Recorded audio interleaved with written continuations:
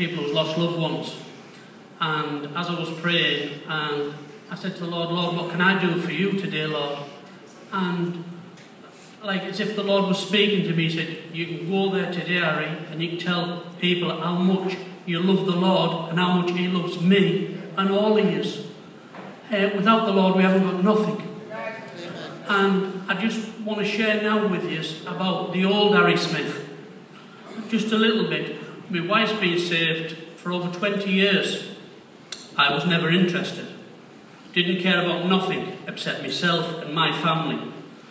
And I did what I wanted to do. I went to work, done everything as I wanted to do, and I was entitled to go and drink and be stupid and do what I wanted to do. Didn't think about my wife or my children, only about me.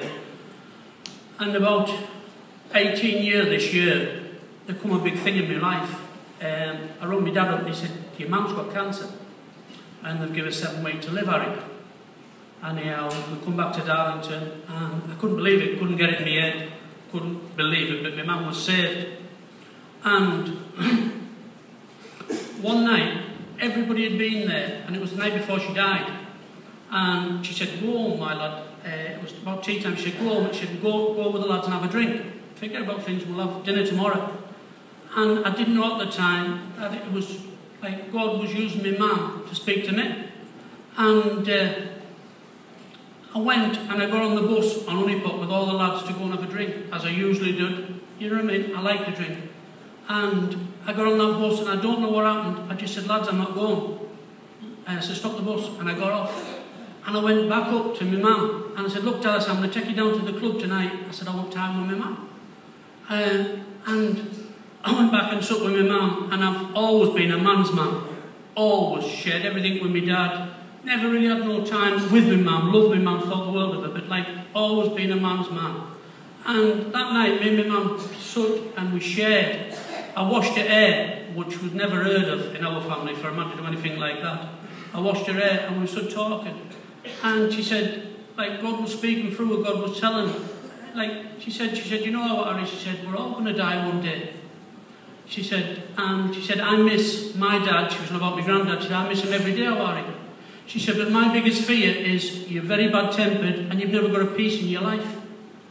And I said, maybe one day, man.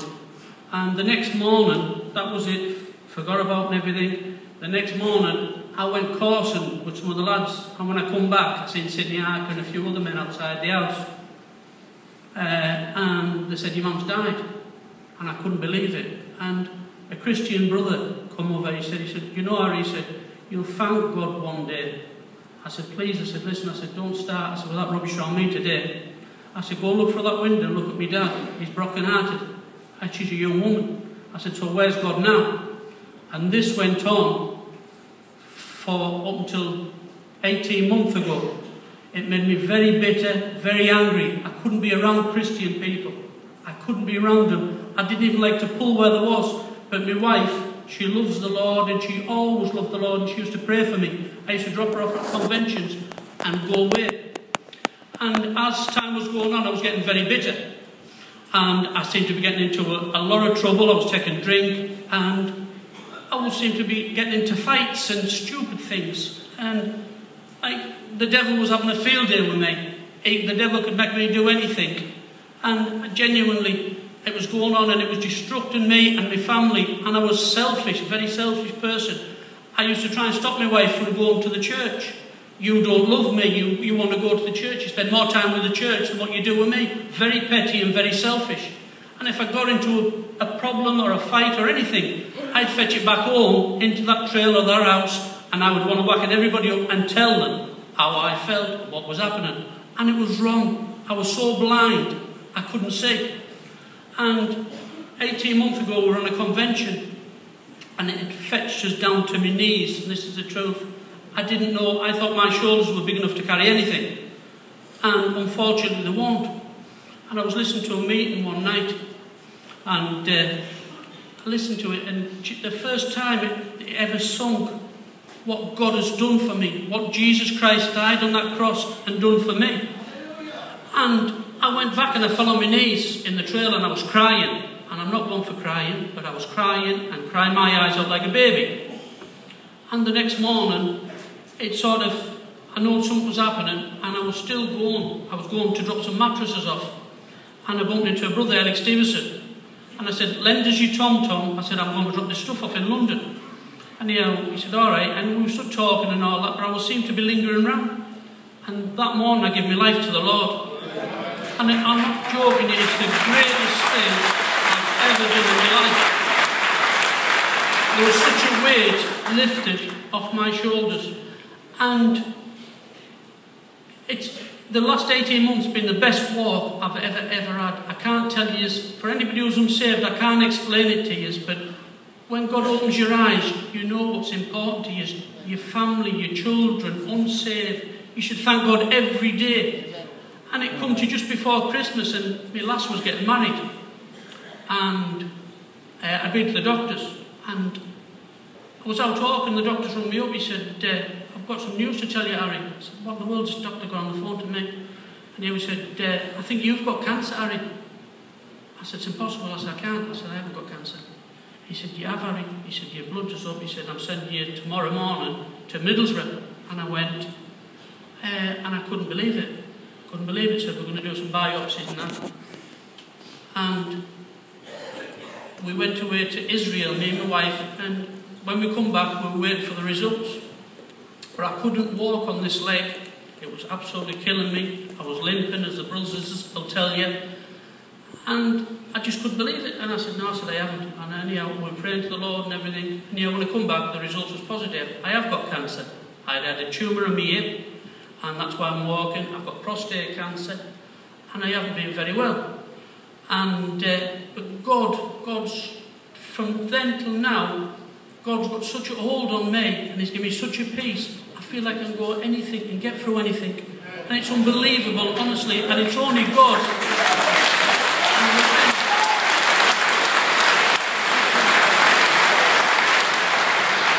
We went to the hospital, and I said, what's going to be is going to be.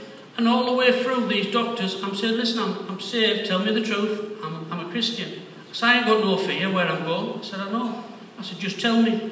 And they said, I said, listen, I said, me and my wife, I said, we've cried for a long time. We've cried all over Christmas, because none of my family, for months, I kept listening, none of my family know, not my children, nobody, not my dad, my brothers or sisters, none of them. And I said, we've cried a lot of tears. And the doctor said, I said, I'm strong in the Lord. The doctor said to me straight away, he confirmed it to me, he said, Lazarus cried. I said, Jesus cried over Lazarus. And he said, I'm a born-again Christian, this was my specialist. And I said, praise the Lord. Anyhow, he said, look, Harry, he said, we're going to treat you and do the best we can for you. He said, unfortunately, we can't cure it. I said, but God can. And genuinely, as it went on, they put me on this new treatment. I'm on a new treatment now. And there was a 9 to 1 chance of getting this treatment, which is not good odds for anybody who knows about gambling or betting. It's not a great odds. And they come straight out and they said, look, Harry, you've got this treatment. Out of so many people, they call it a stampede, so many people, I got this treatment. And genuinely, I've drawn so close to the Lord, and He's drawn so close to me. It's unbelievable. You can get through anything. My biggest fear in my life now is not dying or anything. My biggest fear is some of my family's not saved, and my friends who I've been fetched up with, and I love them to pieces, and they say, you've changed, Harry. I said, thank God for that. I said, I still love you, and I pray for you.